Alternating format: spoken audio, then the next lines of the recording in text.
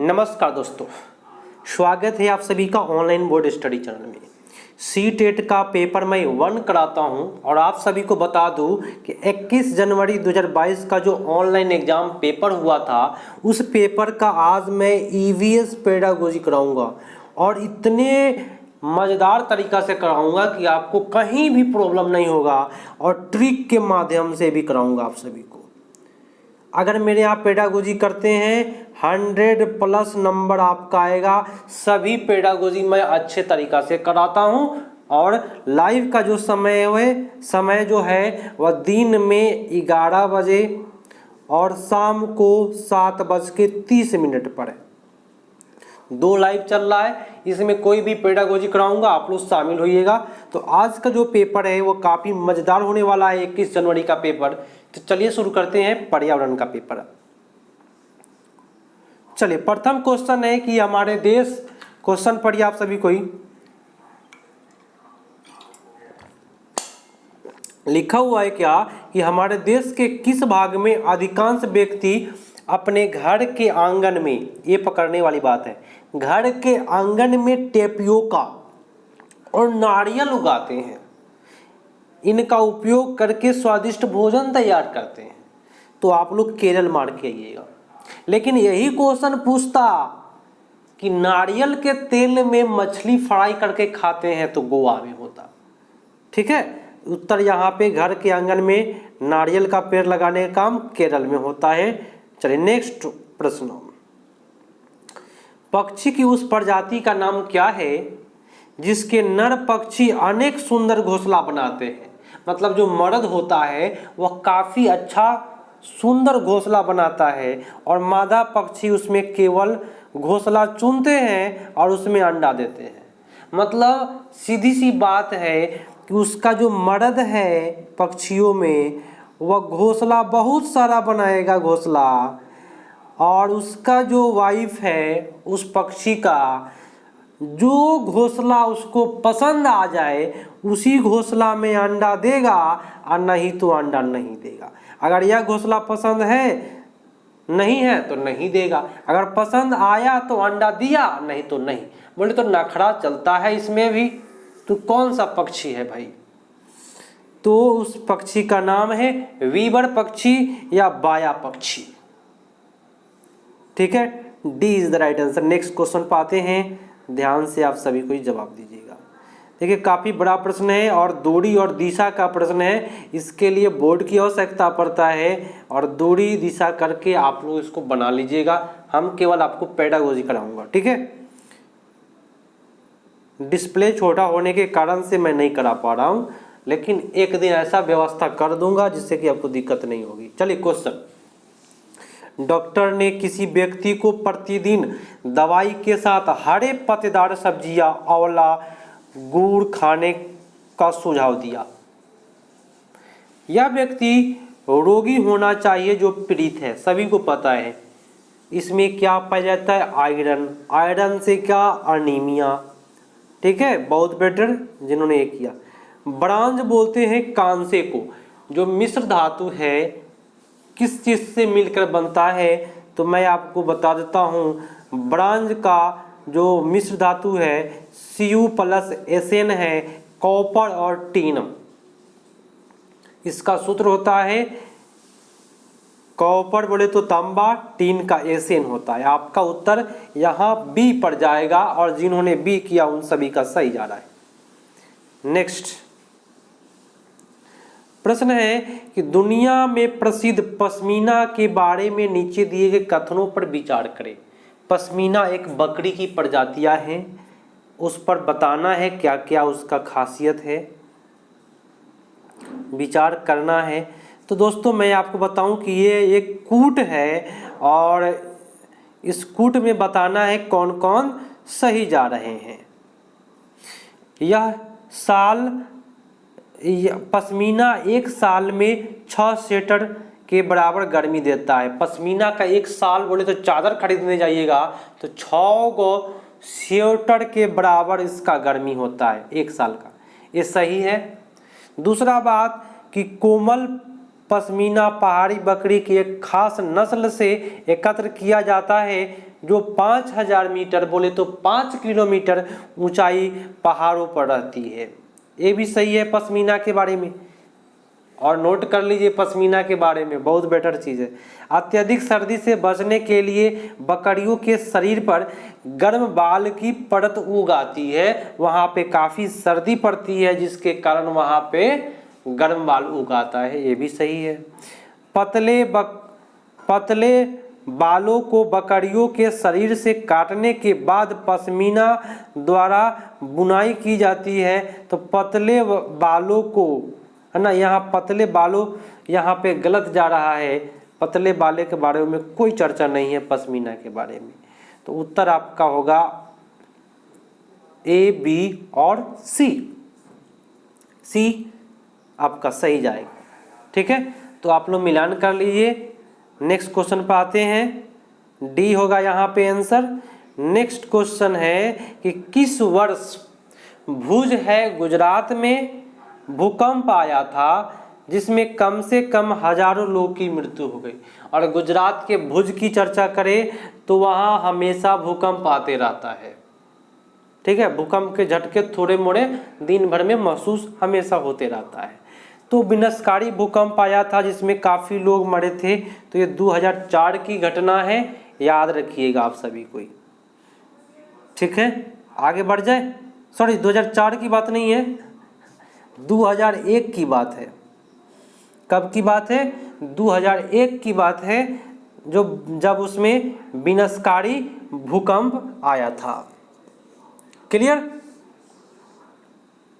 अब आइएगा next question पर। हमारे देश की राजधानी की स्थिति के सापेक्ष हिमाचल प्रदेश की राजधानी शिमला, मध्य प्रदेश की राजधानी भोपाल क्रमशः स्थिति क्या होगा? तो सबसे पहली बात की दूरी दिशा आपको पता है कौन राज्य किधर है, तभी आपका सही जाएगा, नहीं तो नहीं जाने वाला है। तो घर में एक मैप लगा लीजिए।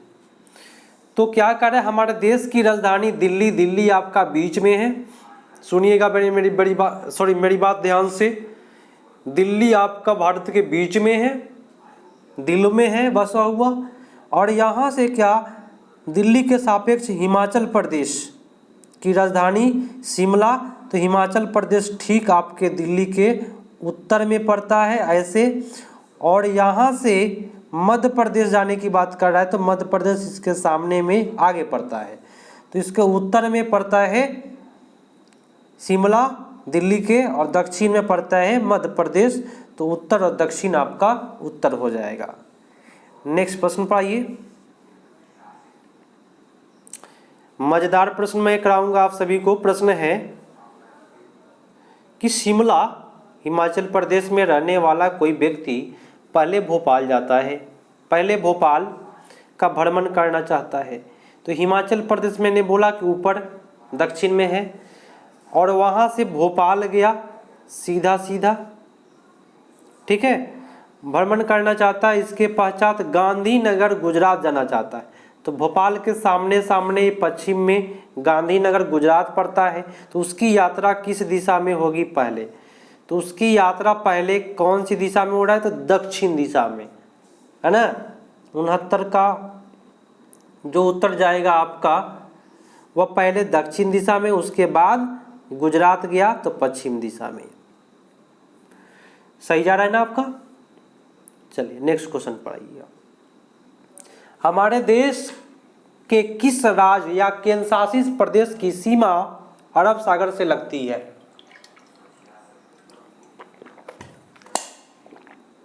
बताइए आप सभी को उत्तर।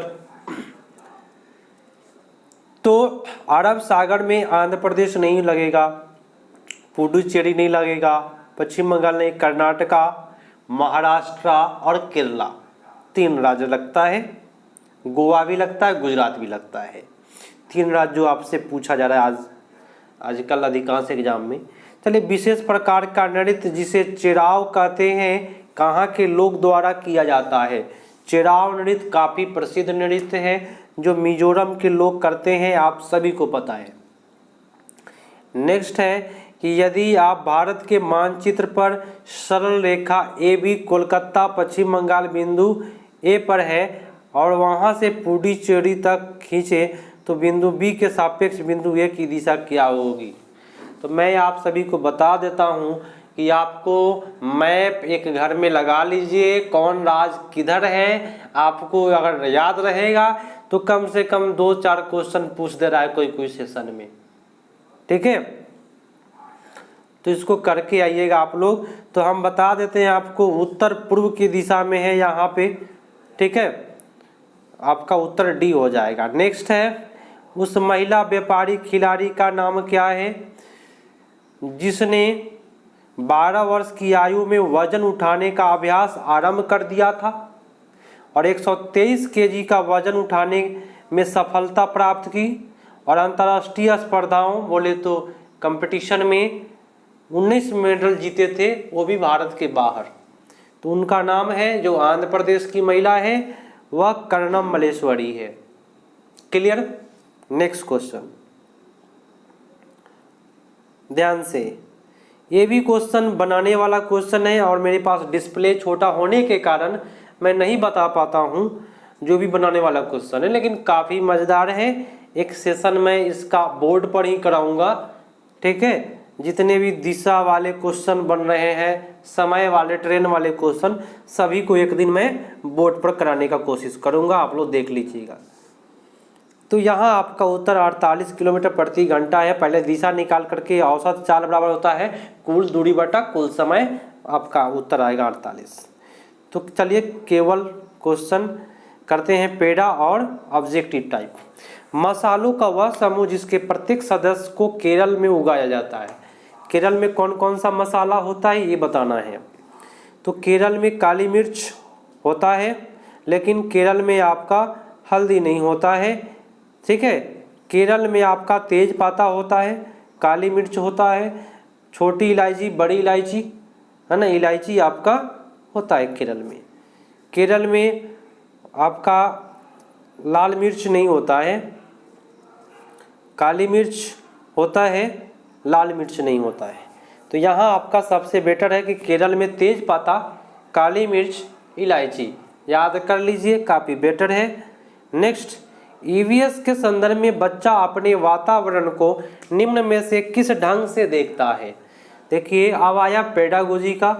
वातावरण को कोई भी बच्चा, पृथक वर्ड गलत होता है, पृथक बोले तो अलग अलग रूप में नहीं देखना, साधारण रूप हो गया और विशेष रूप, साधारण बोले और विशेष बोले अलग अलग तो गलत। थीम के रूप में ही केवल नहीं देखता है बच्चा, कभी भी वातावरण को समग्र रूप में बोले तो विस्तृत रूप में देखता है। आपका B is the right answer. जिन्होंने बी किया उनका सही जा रहा है। नेक्स्ट, सभी को एक बार लाइक कर दीजिए, क्योंकि मेरे यहाँ कोई भी पेडागोजी आपको कराऊंगा ट्रिक से कराऊंगा। अगर आप कर रहे हैं 100% आपका 100+ नंबर आएगा। चलिए, ईवीएस के पाठचर्या की रूपरेखा निम्न आधार पर बनाई गई है। देखिए ईवीएस जो है वह एकीकृत विषय है, कहीं भी आएगा तो, और इस एकीकृत में थीम को शामिल किया गया है। तो विषय वस्तु पर नहीं, पाठ्यक्रम भी नहीं होता है और दोनों पर नहीं। सीधी सी बात है, ईवीएस की जो प्रकृति है एकीकृत है, जो थीम पर आधारित है। आपका उत्तर C is the right answer. 6 theme होता है जो आपके एग्जाम में पूछे जाते हैं। नेक्स्ट है एनसीएफ 2005 कक्षा 3 और 5 तक ईवीएस को एक ऐसे विषय के रूप में देखता है जो निम्न प्रत्यय और विचार वस्तुओं को आपस में एकीकृत करता है। किसको एकीकृत करेगा बताए। देखिए उस वैसा ऑप्शन मारिए जो बेटर हो। सामाजिक विज्ञान, विज्ञान तो होता है, सामाजिक विज्ञान और विज्ञान होता है, तो सब में है, सब विज्ञान और सामाजिक विज्ञान, विज्ञान और सामाजिक विज्ञान सब में है। और पर्यावरण शिक्षा इसमें एक स्पेशल है, और पर्यावरण बोले तो ईवीएस का ही रहा यहाँ पे, तो यही बेटर है। सभी ऑप्शन है, भाषा नहीं होता है और गणित नहीं होता ईवीएस में, याद रखिएगा।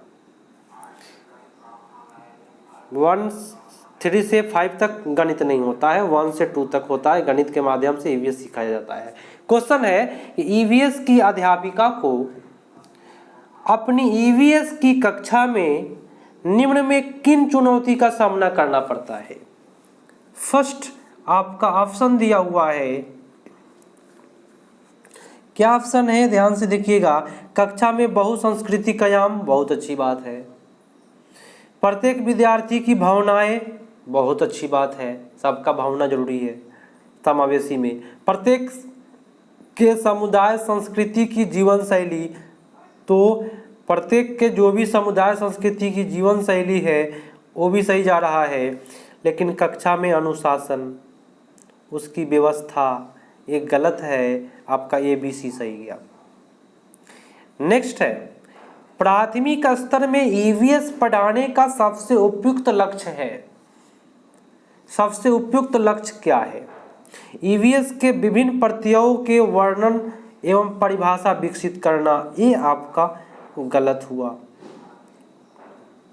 अपने वातावरण का अन्वेषण माने खोज के लिए विद्यार्थियों को पर्याप्त मौका देना, मौका बोले तो अवसर, अच्छा जाता है। अभी देख लीजिए ईवीएस में कोई ठीक नहीं है कि कौन सा सही चल जाएगा सबसे अच्छा, इसलिए मैं बी मार दिया, तो ऐसा नहीं कि बी ही होगा। ईवीएस के प्रत्येक प्रत्ययों को सीखने के लिए सहायक होना, यह भी कुछ हद तक सही है। शिक्षक द्वारा साझा की गई ठोस जानकारी द्वारा विद्यार्थियों को ईवीएस के लिए प्रोत्साहित करना, तो ठोस जानकारी और द्रव जानकारी, इस प्रकार से सबसे बेटर जो होगा, बच्चों को अन्वेषण के लिए खोज में सबसे पर्याप्त मौका दीजिए, अवसर दीजिए, अच्छा होगा। ईवीएस का खासियत है कि जो भी ऑप्शन होते हैं ना, वो अधिकांश सही होते हैं, ठीक है। अधिक जो सही होता है उसी को माना जाता है। ईवीएस की पाठचर्या में परिवार और मित्र क्या है? तो पाठचर्या में परिवार और मित्र जो है, यह क्या है? परिवार और मित्र जो है वह एक थीम है। क्या है? परिवार और मित्र, तो थीम है परिवार और मित्र। नेक्स्ट प्रश्न,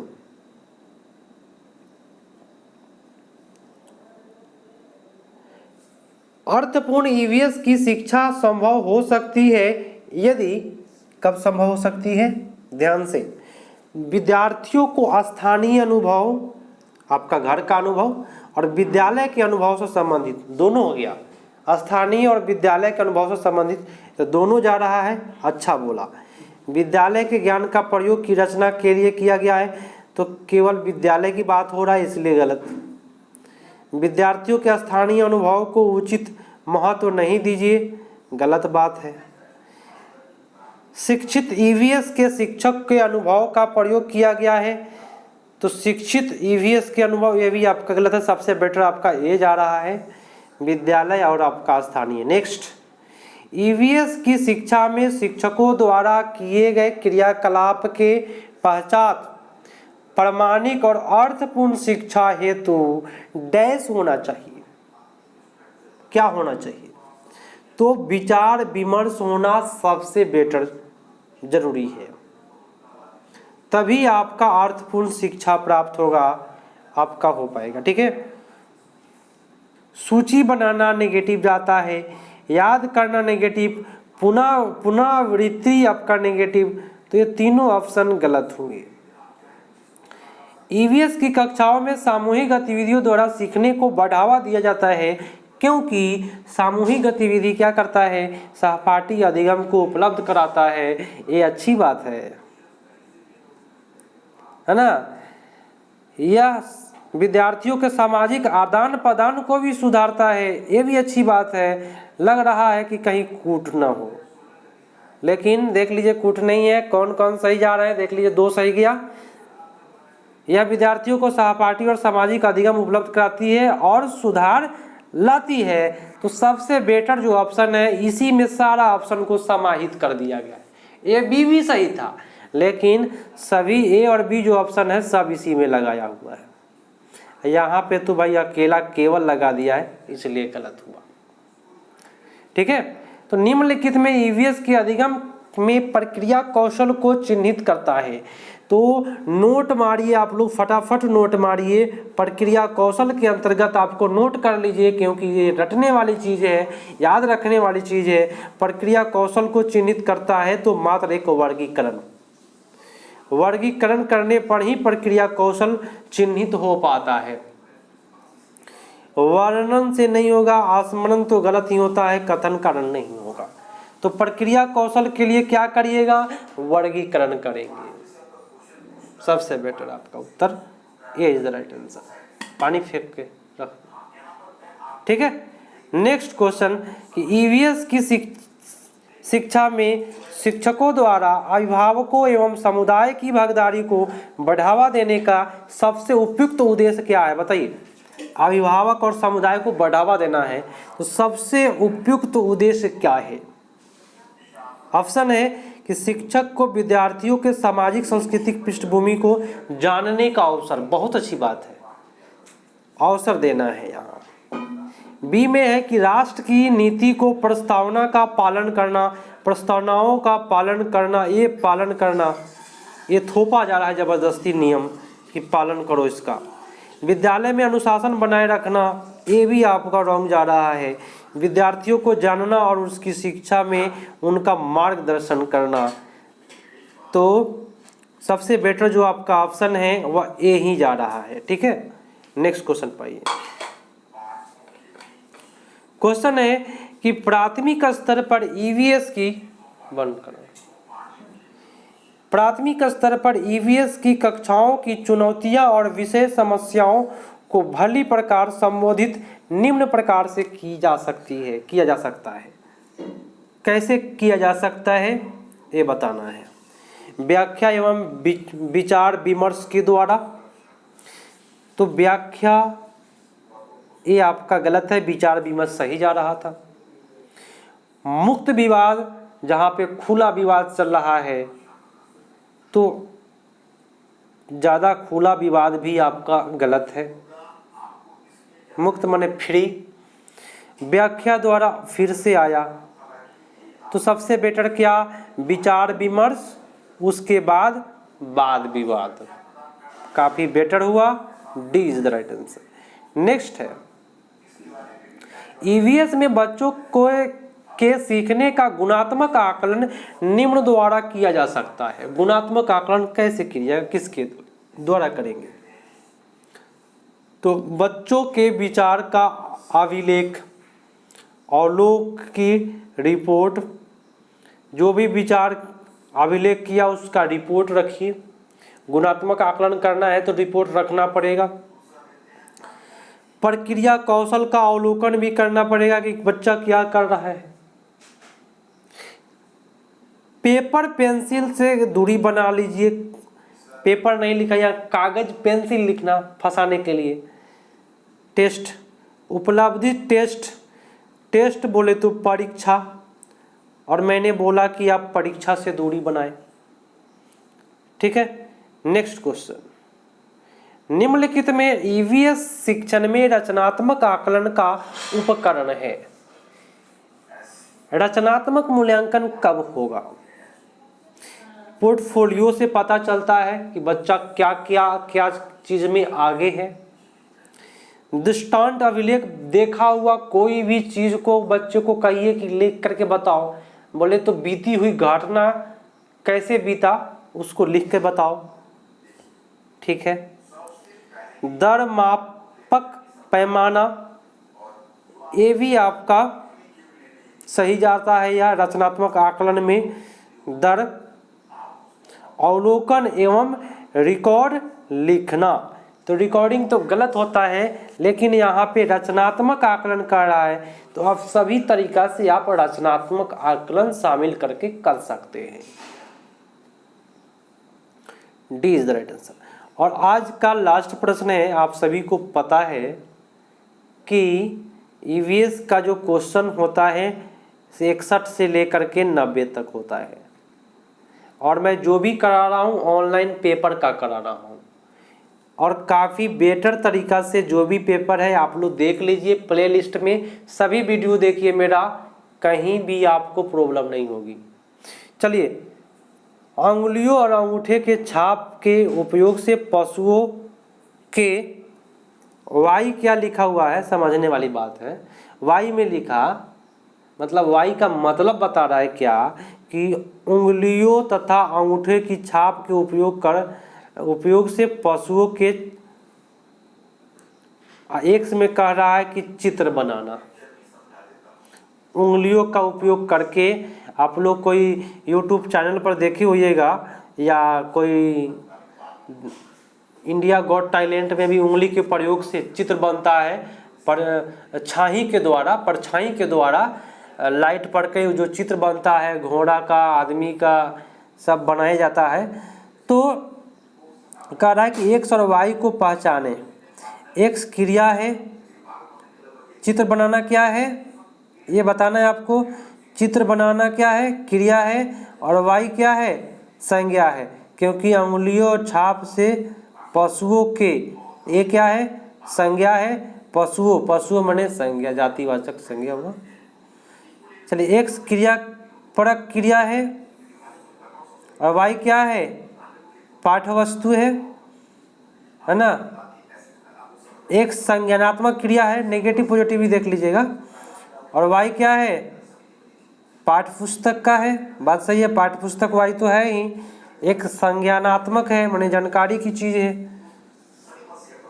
तो आपका एक्स पाठ्य पुस्तक नहीं है, क्योंकि चित्र बनाना जो है वह पाठ्य पुस्तक नहीं होता है। अब समझिए, आप लोग जानते हैं चित्र बनाना क्या पाठ्य पुस्तक है, नहीं है।